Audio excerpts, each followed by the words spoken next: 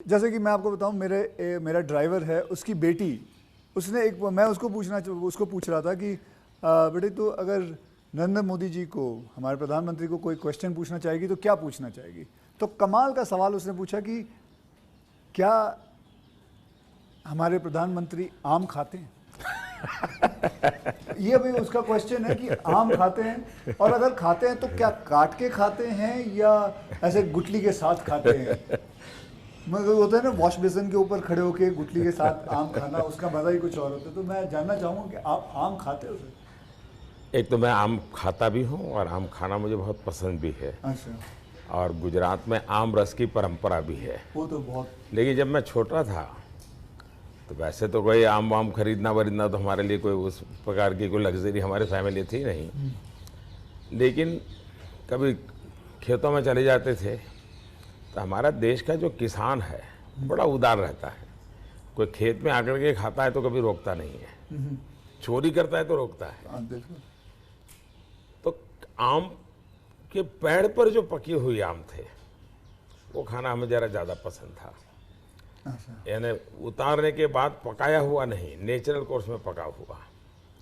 और फिर पूरा का पूरा, अच्छा तब तो ये हाइजीनिक की कोई समझ भी नहीं थी कि धोना चाहिए, टिकना करना, कुछ नहीं समझते थे, ऐसा ही अपना कर लेते थे। लेकिन बाद में जैसे जैसे बड़े तो कई वैरायटियों के विषय में जानने लगे, आम रस खाने की आदत लगी।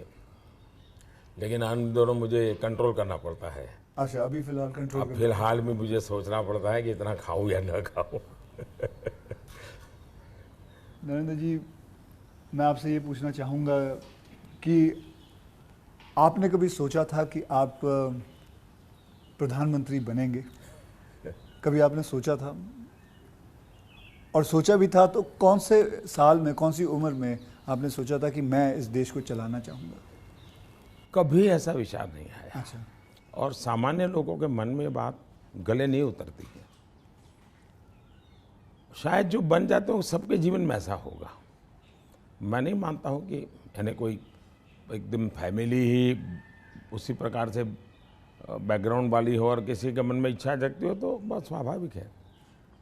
वरना मेरा जो फैमिली बैकग्राउंड है उसमें तो अगर मुझे कहीं अच्छी सी नौकरी की भी मिल गई होती तो शायद मेरी माँ अड़ोस पड़ोस के लोगों को गुड़ खिला देती कि चलो भाई बेटे को वहाँ नौकरी मिल गई। क्योंकि उससे ज़्यादा हमने तो कुछ सोचा नहीं था, गांव के बाहर कुछ देखा नहीं था। ये तो ऐसे ही यात्रा चल पड़ी और देश मुझे लेता चला गया। तो अपने आप ही बनते चले गए, सब कुछ जिम्मेवारी आती गई। बहुत ही मतलब नेचुरली रहा है इसमें। वैसे मुझे मेरी दृष्टि से, मेरे व्यक्तिगत जीवन की दृष्टि से अननेचुरल लग रहा है।